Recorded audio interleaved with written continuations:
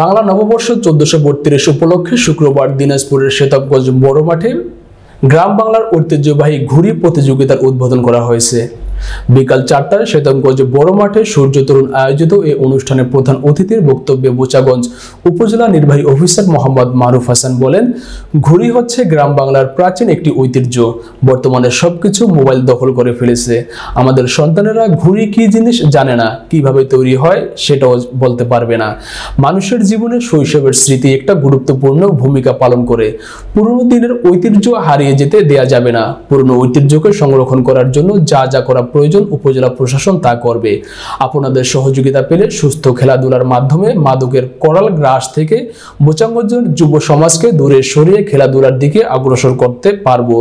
ঘুড়ি প্রতিযোগিতা কমিটির আহ্বায়ক মোহাম্মদ তৌফিক মিঠুয়ের সভাপতিত্বে সভায় বক্তব্য রাখেন উপজেলা সহকারী কমিশনার সাইফুল হুদা।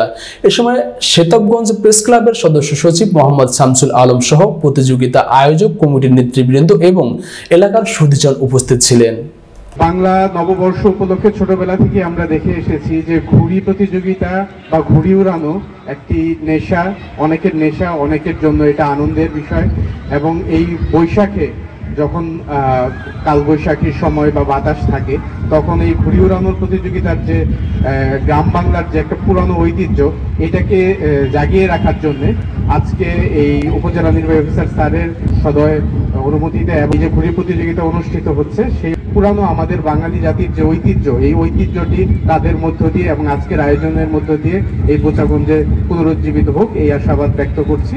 এবং 14 এপ্রিল নববর্ষের প্রথম দিনই এই প্রতিযোগিতাটি আয়োজন করা হয়েছিল, কিন্তু মেলা চলাকালীন কারণে আমরা সে সময় কন্টিনিউ করতে পারিনি, কারণ অনেক জনসমাগম হয়েছিল। তো আমি মনে করি যে আমাদের ঘুড়ি কিন্তু একটি আমাদের প্রাচীন বাংলার একটা ঐতিহ্য। প্রথম একটা ঐতিহ্য ছিল ঘুড়ি। এখন বর্তমানে যে সময় চলে আসছে, ঘুড়ি হোক, খেলাধুলা হোক, সকল কিছু কিন্তু আমাদের এই মোবাইল দখল করে ফেলেছে। তো আমাদের বাচ্চা কাচ্চা যারা আছে, ঘুড়ি কি জিনিস জানে না, ঘুড়ি কিভাবে তৈরি করা হয় সেটাও বলতে পারবে না। ঘুড়ির সাথে যে সুতার সাথে যে মাঞ্জা দিতে হয়, সেটা কিভাবে দিতে হয় সেটাও জানবে না। আমাদের সময় আরো অনেক ধরনের খেলা ছিল, খোলা খেলা, মার্বেল খেলা, আমরা অনেক ধরনের খেলাধুলা করতাম। আমাদের সেই শৈশবটা কত সুন্দর ছিল।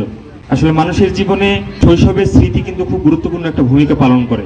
তো আমাদের যে পুরনো দিনের ঐতিহ্য, তো আমি মনে করি এই ঐতিহ্যগুলোকে হারিয়ে যেতে দেওয়া যাবে না।